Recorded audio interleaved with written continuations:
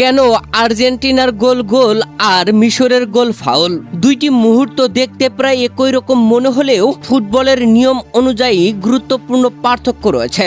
প্রথম ঘটনাটি ম্যাচের ৫৭তম মিনিটে লিসান্দ্রো মার্তিনেজ আগে থেকে বলের নিয়ন্ত্রণে ছিলেন। এরপর মিশরের খেলোয়াড় পেছন থেকে এসে তার পায়ে কন্টাক্ট করেন, যেখানে ম্যাচের ৫৮তম মিনিটে লিসান্দ্রো মার্তিনেজের কাছে এমনভাবে লিসান্দ্রো মার্তিনেজকে ফাউল করে বল টেনে নিয়ে এসে দুর্দান্তভাবে গোল আদায় করে নিয়েছিল মিশর। তবে এরপরে ভিএআর চেকে রেফারি গোলটি বাতিল ঘোষণা করেছেন।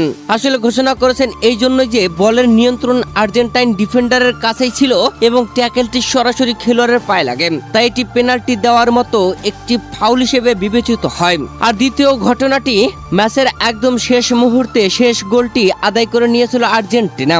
ওই সময় মোহাম্মদ সালাহ বলের নিয়ন্ত্রণ হারানোর পর হুলিয়ান আলভারেজের সঙ্গে পায়ে কন্টাক্ট হয়। আর্জেন্টিনার ডি বক্স থেকে মোহাম্মদ সালার কাছে এমনভাবে বলটি নিয়ে হুলিয়ান আলভারেজ লং পাস করেছিল, সেখান থেকে লাউতারো মার্তিনেজ ক্রস করলে এনজো ফার্নান্দেজ দুর্দান্তভাবে হেড করে গোল আদায় করে নিয়ে আর্জেন্টিনার তৃতীয় গোলটি করেছিলেন। আর এই গোলের পর মিশরের অধিনায়ক মোহাম্মদ সালাহ রেফারির কাছে আবেদন করেছিলেন তার কাছে যে বলটি নিয়েছিলেন হুলিয়ান আলভারেজ সেটা ফাউল ছিল এবং পেনাল্টির দাবি করেছিলেন। এখানে রেফারি কেন পেনাল্টি দেননি, কেন ফাউল ধরেননি, কেন গোল বৈধ ঘোষণা করেছেন?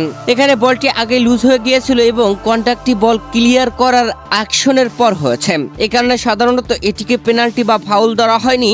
আর্জেন্টিনার গোলটিকে বৈধ ঘোষণা করেন রেফারি। প্রদর্শক, আর্জেন্টিনা বনাম মিশর ম্যাচের সবচেয়ে আলোচিত মুহূর্ত ছিল মিশরের বাতিল হওয়া দ্বিতীয় গোলটি। ৫৮ মিনিটে মোস্তফা জিকো বল জালে জড়ালেও ভিআর পর্যালোচনার পর সেটি বাতিল করেন রেফারি, কারণ আক্রমণের শুরুতে মিশরের মিডফিল্ডার মারওয়ান আতিয়া বল দখলের লড়াই আর্জেন্টিনার ডিফেন্ডার লিসান্দ্রো মার্তিনেজের পায়ের উপর চেপে ফাউল করেছিলেন। আধুনিক ফুটবলের নিয়ম অনুযায়ী গোল হওয়ার আগে আক্রমণাত্মক ধাপে যদি কোনো ফাউল বা নিয়ম বহির্ভূত ঘটনা ঘটে তবে সেই গোল বৈধ থাকে না।